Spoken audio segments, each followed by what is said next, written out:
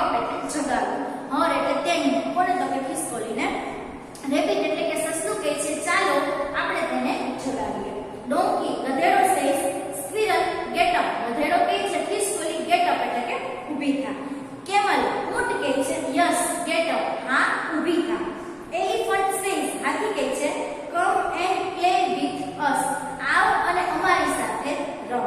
Squirrel says but I am playing, ખિસકોલી કહે છે પરંતુ હું તો રમી રહી છું.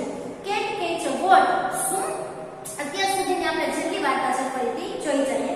સૌથી પહેલા બિલાડી ખિસકોલી છે શું કરતી હોય છે તો કે સૂતી હોય છે, એટલે બિલાડી એમ કહે છે કે જુઓ ખિસકોલી ત્યાં સૂતી છે, એટલે સસલું કહે છે ચાલો આપણે તેને જગાડીએ. ગધેડો કહે છે કે ખિસકોલી ઊભી થા, તો એની પાછળ ઊંટ પણ કહે છે કે હા ઊભી થા. એલિફન્ટ હાથી એમ કહે છે કે આવ અને અમારી સાથે રમ, તો ખિસકોલી કહે છે પણ હું તો રમી રહી છું. હવે ખિસકોલી તો સૂતી હતી તો એ કોની સાથે રમે છે, એ એના સપનામાં રમે છે, પણ કોની સાથે આપણે જોઈએ. એટલે બિલાડી કહે છે વોટ, શું, તું તો સૂતી છો, તું કોની સાથે રમસ.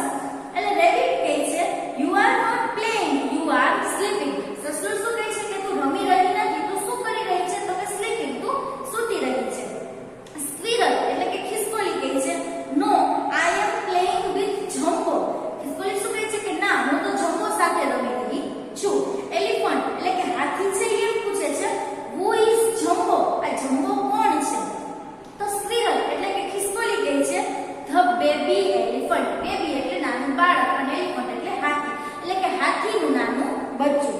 ડોંકી કહે છે વેર ઇઝ હી, તે ક્યાં છે, કેમ કે સપનામાં છે એ સૂવે છે, કોઈને દેખાણું નહીં, અને ખિસકોલી છે તે શું કરે છે તો કે સૂતી છે, પરંતુ સપનામાં જમ્બો એટલે કે હાથીના નાના બચ્ચા સાથે રમી રહી છે. એટલે ગધેડો છે ને પૂછે છે કે વેર ઇઝ હી, તે ક્યાં છે, તો સ્ક્વિરલ એટલે કે ખિસકોલી કહે છે flying in the sky, fly એટલે ઉડવું અને સ્કાય એટલે આકાશ. જમ્બો છે હાથીનું બચ્ચું તે શું કરે છે તો કે આકાશમાં ઉડી રહ્યું છે. હવે ક્યારે પણ હાથીનું બચ્ચું આકાશમાં ઉડે ન ઉડે.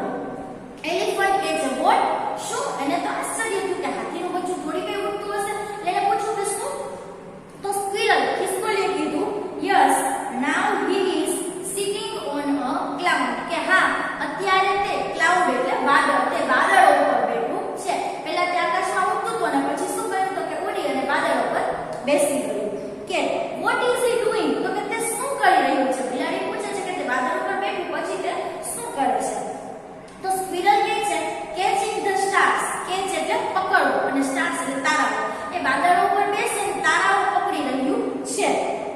રેબિટ સસલું પૂછે છે વોટ આર યુ ડુઇંગ, તો કે તું શું કરસ, એ જે હાથીનું બચ્ચું હતું જમ્બો એ શું કરતું હતું તો કે આકાશમાં ઉડતું હતું, વાદળો ઉપર બેઠું અને વાદળો ઉપર બેઠા બેઠા એ તારાઓને પકડતું હતું.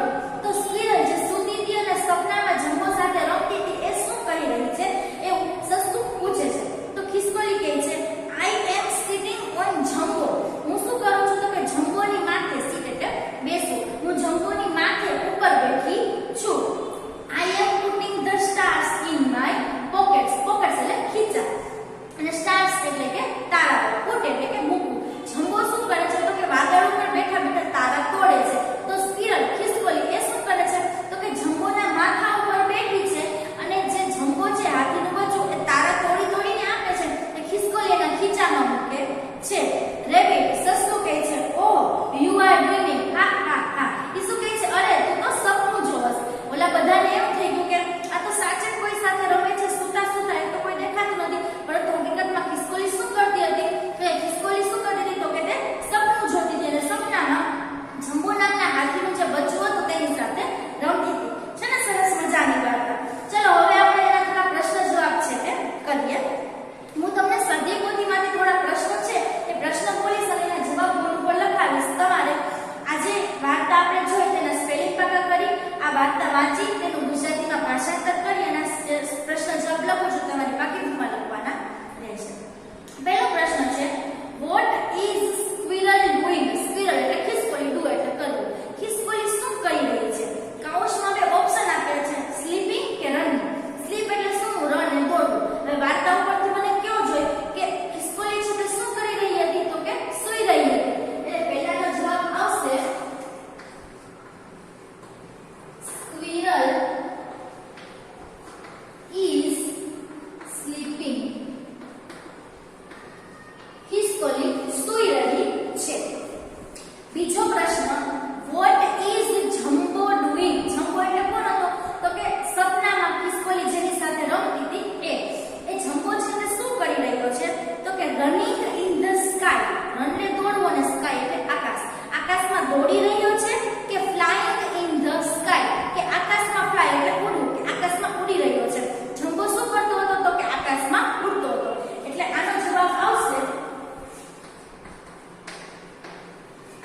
Jumbo is flying in the sky. Jumbo આકાશમાં ઉડી રહ્યો છે. ત્રીજો પ્રશ્ન, what is jumbo now doing? what એટલે શું? જમ્બો એટલે જે હાથીનું બચ્ચું હતું એ. do એટલે કરવું, now એટલે અત્યારે. હવે જમ્બો શું કરી રહ્યો છે? આપણે ઓપ્શન જોઈ લઈએ તો કે sitting on a cloud. cloud એટલે વાદળ. વાદળ પર બેઠો છે કે running on a cloud કે વાદળ ઉપર દોડી રહ્યો છે.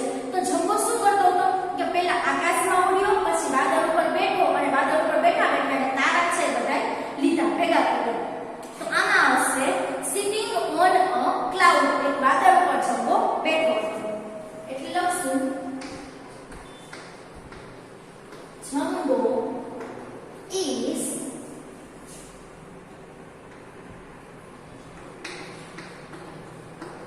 sitting on a cloud. Jumbo વાદળા ઉપર બેઠો છે. પણ આ તો તે પહેલા કરતો તો એના પછી મતલબ અત્યારે જમ્બો શું કરે છે? તો આપણે અત્યારે એના માટે નામના શબ્દનો ઉપયોગ કરવાનો છે.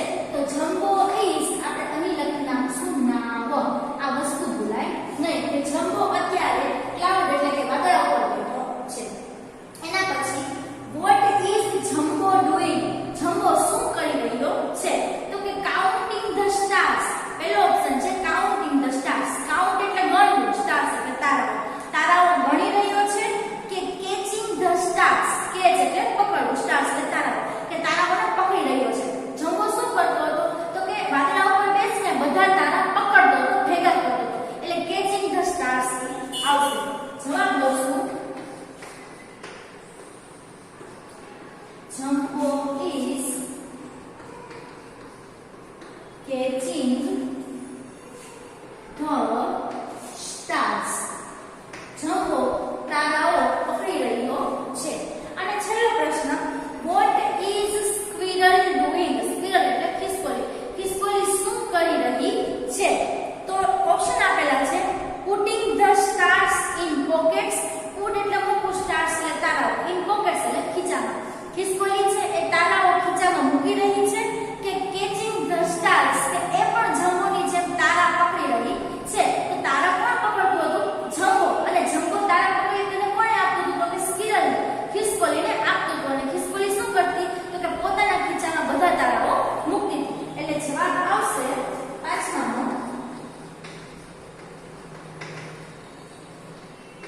squirrel is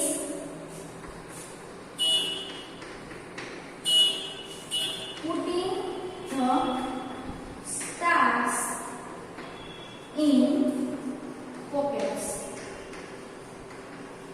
ખિસકોલી તારાઓ તેના ખીચામાં મૂકી રહી હતી. આ છે 5 જેટલા પ્રશ્નો મેં કરાવ્યા તેના જવાબ.